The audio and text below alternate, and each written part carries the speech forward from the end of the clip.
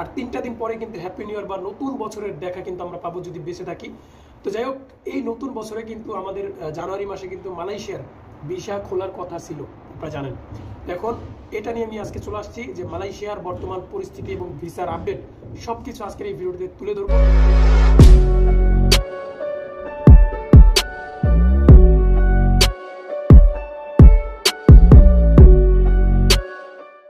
আসসালামু আলাইকুম, আশা করি সকল প্রবাসী ভাইরা যে যেখানে আছেন ভালো আছেন এবং সুস্থ আছেন।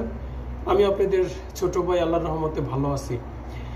আজকে আপনাদের কাছে যে ভিডিওটা নিয়ে আসলাম সেটা হচ্ছে যে মালয়েশিয়ার বর্তমান ভিসার আপডেট নিয়ে এবং মালয়েশিয়ার বর্তমান পরিস্থিতি কি চলছে বা মালয়েশিয়াতে মানে কামকাজের অবস্থা কি, মানে এক কথায় বলতে গেলে মালয়েশিয়ার সর্বশেষ আপনাদের আপডেটটা বা নিউজটা আপনাদের কাছে শেয়ার করতে চলে আসছি। যেহেতু আজকে হচ্ছে 29 তারিখ, কালকে 30 তারিখ, যেহেতু 31শে মাস, আর 3টা দিন পরে কিন্তু হ্যাপি নিউ ইয়ার বা নতুন বছরের দেখা কিন্তু আমরা পাবো যদি বেঁচে থাকি। তো যাই হোক, এই নতুন বছরে কিন্তু আমাদের জানুয়ারি মাসে কিন্তু মালয়েশিয়ার ভিসা খোলার কথা ছিল, আপনারা জানেন। এখন এটা নিয়ে আমি আজকে চলে আসছি যে মালয়েশিয়ার বর্তমান পরিস্থিতি এবং ভিসার আপডেট সবকিছু আজকের এই ভিডিওটিতে তুলে ধরবো। তো ভিডিওটি শুরু করার আগে যারা এখনো আমার কে ডেঞ্জার ইউটিউব চ্যানেলটি সাবস্ক্রাইব করেননি তারা এখনই করে দিবেন। আর একটা কথা হচ্ছে, যাদের যে কোনো ভিডিও প্রয়োজন হয় কমেন্ট করে জানাবেন ভাই। কমেন্টটা সবচাইতে জরুরি। যদি কমেন্ট না পাই তাহলে আমরা বুঝতে পারি না যে আমার চ্যানেলের যারা আমাকে যারা ফলো করে বা আমার ভিডিও যারা দেখে তারা কোন সময় কোন নিউজটা চায় সেটা বোঝা বড় মুশকিল। তো যাই হোক, আমি ভিডিওটি শুরু করতে যাচ্ছি।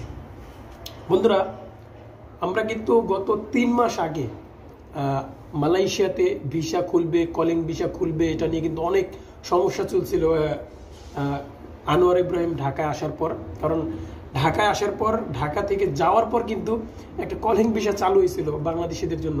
তারপর দেখা যাচ্ছে হঠাৎ করে ভিসাটা কিন্তু বন্ধ হয়ে যায়। তারপরে কিন্তু একটা ভিসা চালু করে, সেটা হচ্ছে কলিং ভিসা দিয়ে প্লান্টেশন সেক্টরে বা যেটাকে বলি আমরা পাম বাগানের কাজ, সেটাতে কিন্তু লোক বলতে মানে চলমান আছে বা চলতেছে, লোক নিতেছে। কিন্তু আমাদের মতো ইয়াং জেনারেশন যারা, তারা কিন্তু এই কাজটা একদমই লাইক করে না। কারণ একটাই, সেটা হচ্ছে প্লান্টেশন সেক্টর কিন্তু প্রচন্ড পরিমাণ কষ্ট। আমি এটা নিয়ে কিন্তু অনেক ভিডিও আপলোড করেছিলাম ইউটিউবে, যে প্লান্টেশন সেক্টরে পাম বাগানের কাজে মানে প্রচন্ড পরিমাণ কষ্ট। আরেকটা হচ্ছে এগ্রিকালচারের, মানে 2টা কাজে লোক নিয়েছিল, কিন্তু এইগুলোতে প্রচন্ড পরিমাণ কষ্ট এবং ঠিকঠাকভাবে বেতন বা কোনো কিছু দেওয়ার মতো মানে আমি এখনো পর্যন্ত নিউজ পাইনি। যে এখানে যে স্যালারিটা দেয় সেটা হচ্ছে 1500 রিঙ্গিতের মতো, যা মালয়েশিয়া থেকে 40 কি 45 হাজার টাকার মতো আসবে মালয়েশিয়ার। তো এত কষ্ট করার পরও কিন্তু এত মানে কম স্যালারি, এটা মানে খুবই অমূল্যহীন আমাদের কাছে।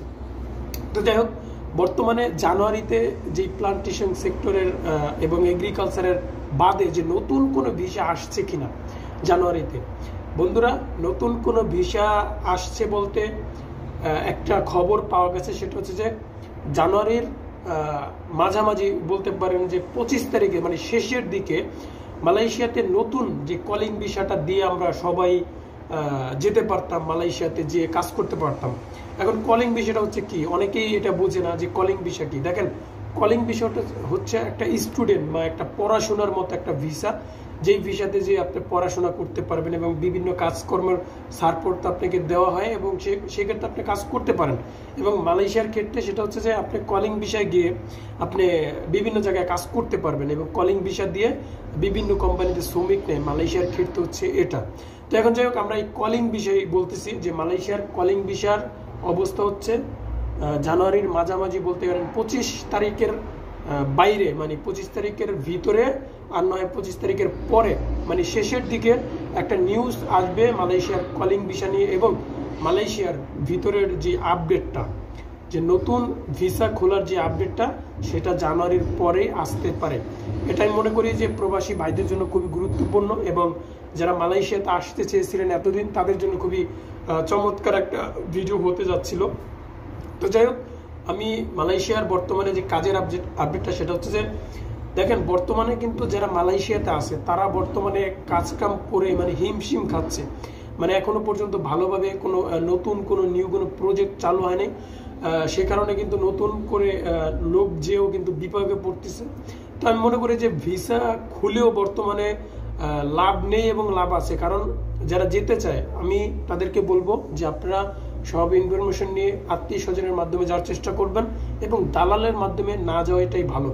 এবং বর্তমানে যে কাজের আপডেটটা, মানে কাজের যে আপডেটটা সেটা হচ্ছে যে প্লান্টেশন সেক্টরে বা এগ্রিকালচারে যে লোকগুলা নিচ্ছে সেগুলোতে বর্তমানে কষ্ট প্রচুর এবং মানে স্যালারি কম। তাই মনে করি যে সবকিছু দেখে শুনে যাওয়ার চেষ্টা করবেন। এটা হচ্ছে মালয়েশিয়ার কাজের অবস্থা।